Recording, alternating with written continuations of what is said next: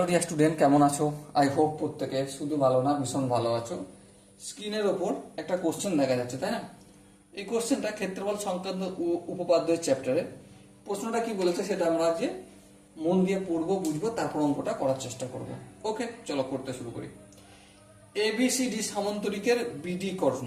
বেশ, চলো প্রথমে আমরা এবিসিডি একটা সামান্তরিক অঙ্কন করে নিই। এই হচ্ছে আমাদের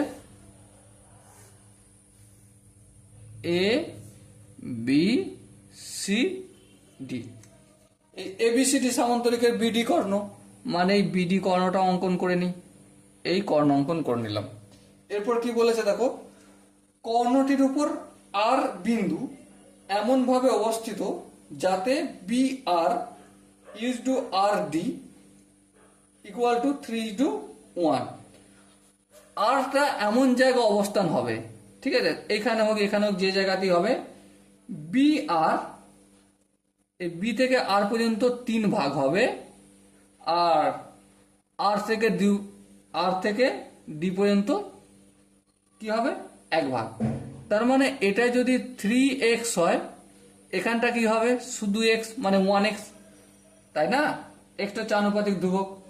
বেশ, এবারে কি বলেছে দেখো, বলেছে যে ত্রিভুজ এ আর ডি, ত্রিভুজ এ আর ডি মানে এর সঙ্গে আর কে যুক্ত করব, হ্যাঁ যুক্ত করলাম। বেশ, তারপর এর ক্ষেত্রফল 25 বর্গমিটার হলে এবিসিডি সামান্তরিকের ক্ষেত্রফল কত? চলো আমরা তাহলে অঙ্কটা শুরু করি। কোনখান থেকে শুরু করব দেখো, আমরা কি কি জানি সেটা একটু ছোট্ট করে লিখে নিই। ত্রিভুজ এ আর ডি এর ক্ষেত্রফল সমান কত? সমান হচ্ছে 25 মিটার স্কয়ার লিখলাম। এখানটা আশা করি কারো বুঝতে অসুবিধা হওয়ার কথা নয়। এবার দেখো, এবারে এ বি আর, ঠিক আছে, এই ত্রিভুজের একটা ক্ষেত্রফল হবে, হ্যাঁ এই ত্রিভুজের ক্ষেত্রফল হবে, কিন্তু সেটা কতটা হবে দেখো। আমরা যদি ত্রিভুজের কি বলে ক্ষেত্রফল নির্ণয়ের দিকে যাই, তাহলে এ বি ডি ত্রিভুজের ক্ষেত্রফল কি হাফ ইন্টু ভূমি ইন্টু উচ্চতা। হ্যাঁ ঠিক, উচ্চতাটা তো এ আর কনস্ট্যান্ট থাকবে, তাই না? দুজনের ক্ষেত্রেই থাকবে, কিন্তু ভূমিটা চেঞ্জ হয়ে যাবে। হ্যাঁ ঠিক, ভূমিটা চেঞ্জ হবে। ভূমিটা এর বেলায় এক্স, আর এর বেলায় কি হয়ে যাবে, এ আর বি ত্রিভুজের ক্ষেত্রফলের বেলায় 3x হয়ে যাবে, তাই তো? তার মানে ভূমিটা কত গুণ বাড়ছে? 3 গুণ বাড়ছে। তার মানে ক্ষেত্রফলটা কত গুণ বাড়বে? 3 গুণ বাড়বে।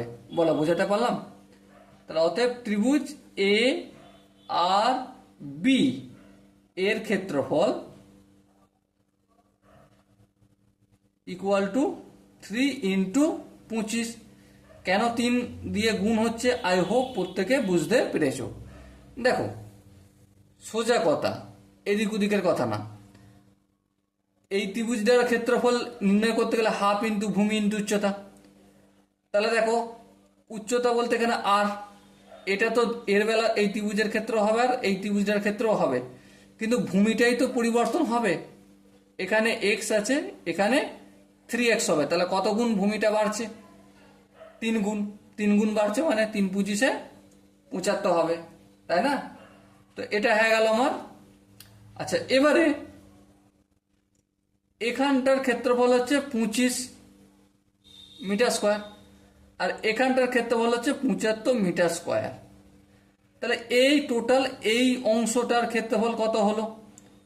ত্রিভুজ এ বি ডি এর ক্ষেত্রফল কত হচ্ছে? 100 মিটার স্কোয়ার। হ্যাঁ ঠিক, 100 মিটার স্কোয়ার।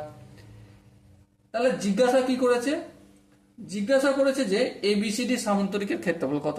দেখো, বিডিটা কর্ণ, হ্যাঁ বিডি কর্ণ, বিডির এক পাশের ক্ষেত্রফল কত হলো? 100 মিটার স্কোয়ার। তাহলে অপর পাশের ক্ষেত্রফল কত? সেটাও 100 মিটার স্কোয়ারই হবে। তাহলে এবিসিডি এর ক্ষেত্রফল কত? অবভিয়াসলি 200 মিটার স্কোয়ার হবে। বোঝাতে কি পারলাম? আই হোপ প্রত্যেকে বুঝতে পেরেছো। সো দেখো এখানে যে বি অপশন আছে ওটাই হবে আমাদের সঠিক আনসার।